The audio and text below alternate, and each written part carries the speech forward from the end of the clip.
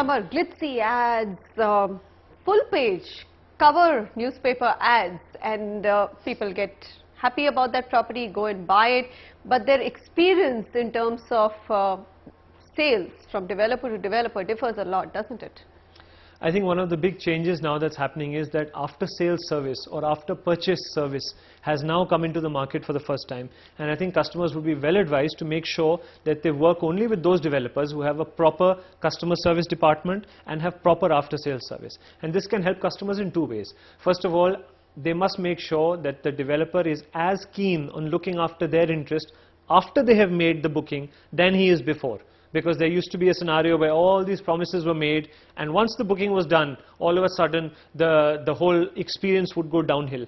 But that has changed now. So it's important to look at after sales service. It's important to assess what is the developer's infrastructure to support the purchase after the booking. It's very important because it's an ongoing relationship. There's 3 years largely for which you will be engaging with the developer on payments, on construction plans, buyer-seller agreement, receipts, visits to the site, documentation, information about project development. So all this is an ongoing relationship, and customers find that they sometimes get very frustrated because the developers seem to be very excited before they do the booking. You just mentioned possession. Do developers actually make you run around for possession as well?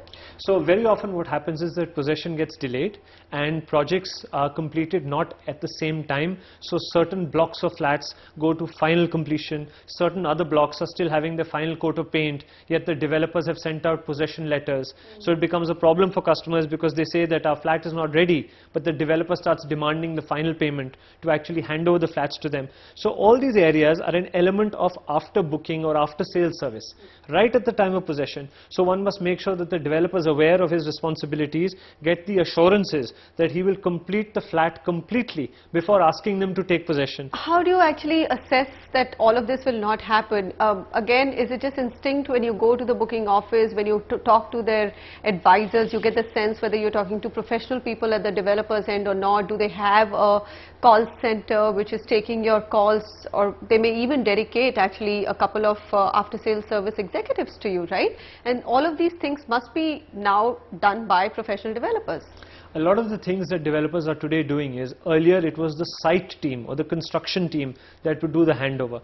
Developers today are developing customer teams and sort of customer service departments that handhold the customer all the way down till the possession. So one of the important things to assess is, does the developer I'm working with have a customer service team? And once you get a sense that the customer service team is available and responsive, you can be quite comfortable that the developer is thinking about fulfilling his responsibilities both at the time of construction as well as at the time of possession. And what's your own experience with developers in India? How many do you find, ballpark percentage, who do have customer service teams dedicated and responsive?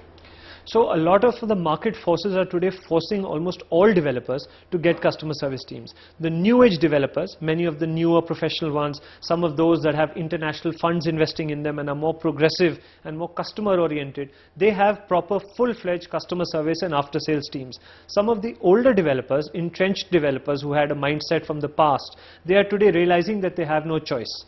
I love what competition can do, isn't it, Samar? I agree.